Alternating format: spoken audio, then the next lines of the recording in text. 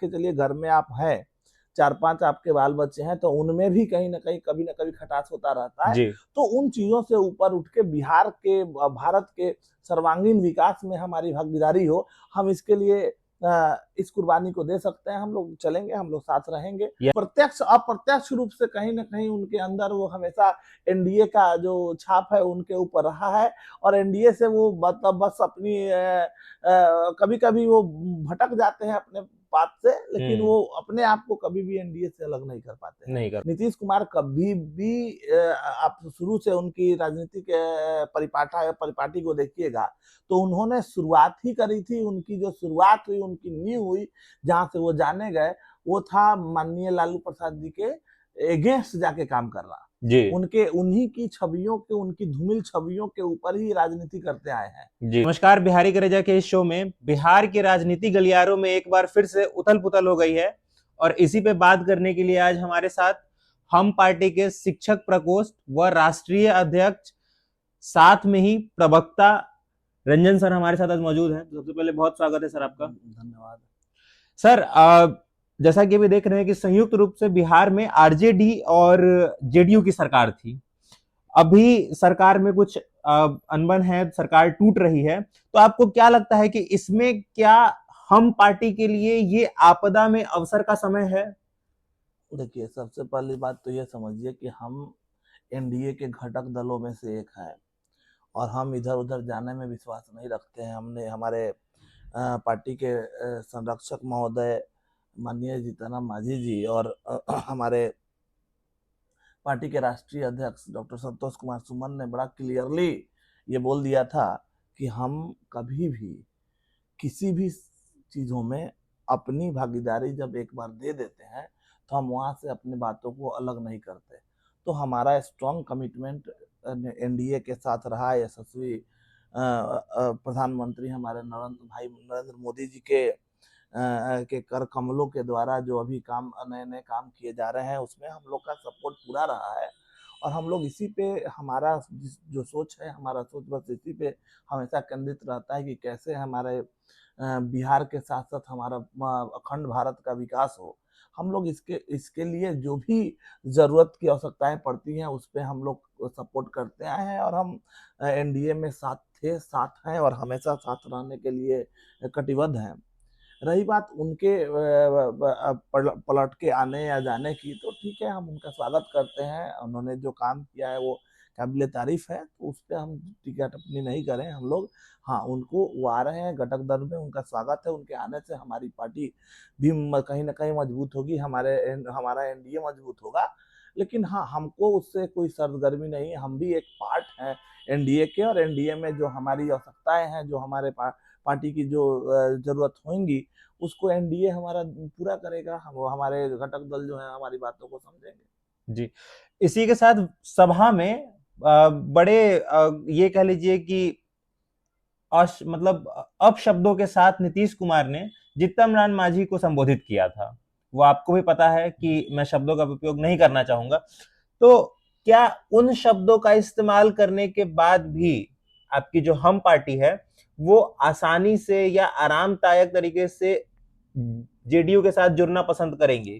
देखिए, बात उनका नहीं है, बात देखिए इसमें तो कहीं से कोई गुरेज नहीं है कि नीतीश कुमार ने जिस तरह की अभद्र भाषा का प्रयोग किया, वो कभी शुरू से निंदनीय था, निंदनीय है, और असंसदीय भी है।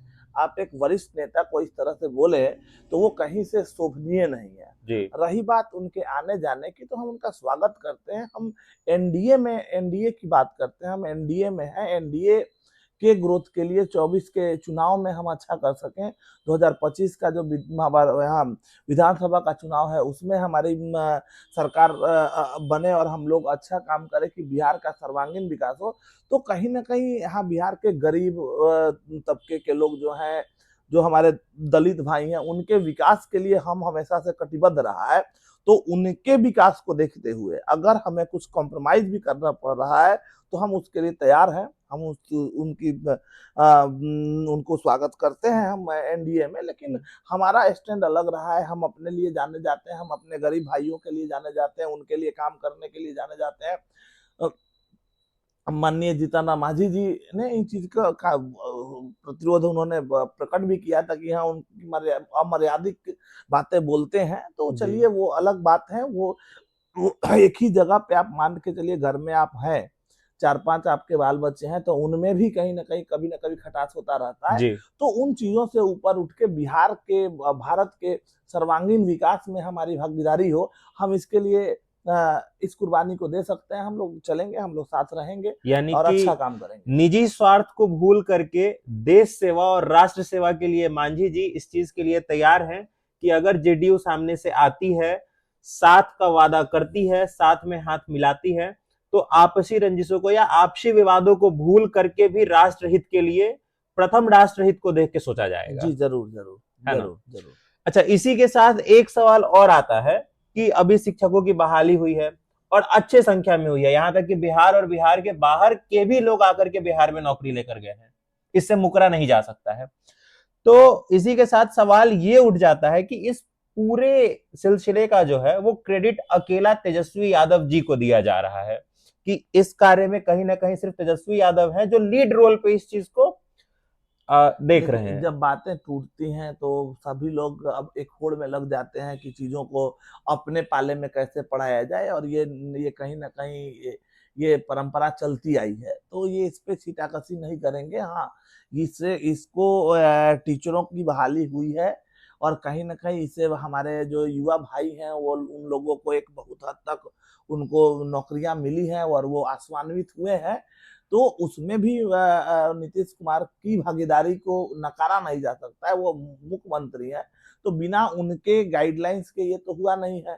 तो इसमें उन चीजों को हम ज्यादा फोकस ना करें। हम बस हमारी जो अभी की जो रणनीति है वो ये है कि कैसे 2024 में हम लोग 40 के 40 सीटों पे अपने एज ए घटक दल हम एनडीए को मतलब एक स्थगित उसको स्थापित कर। स्थापित कर पाए। जी और वो उसके लिए हमें अगर जो करना पड़े हम लोग करने के लिए तैयार हैं। जी और भाई नरेंद्र मोदी जी का जो अभी तक का काम हुआ है जी उसको और बड़ा कर पाए हम लोग, और उनकी जो सोच है उसको हम लोग और अच्छे से उसको इम्प्लांट करवा पाए। इसके लिए हमारी पार्टी जो है वो एनडीए के साथ स्ट्रांगली खड़ी मिलेगी। और रही बात इनकी तेजस्वी जी की, तो माननीय तेजस्वी जी थे, साथ रहे हैं, वो लोग काम किए हैं, तो उसमें सबका उसमें हो सकता है, जी सबकी उसमें भागीदारी हो सकती है, उसको नकारा नहीं जा सकता। लेकिन ये कह देना कि हम ही किए हैं, जी तो वो तो बहुत लंबा डिस्कशन है, कभी अलग से उसके लिए हम लोग करें तो जी जी बेटर जी। होगा, है ना। अच्छा, एक इस सिलसिले को समाप्त की ओर लेते हुए एक आखिरी सवाल आपसे होगा, वो ये कि इस पे आपकी निजी राय क्या है। ये बेसिकली आपकी निजी राय के लिए है कि आखिर क्यों जेडीयू और आरजेडी की संयुक्त सरकार आज टूट गई।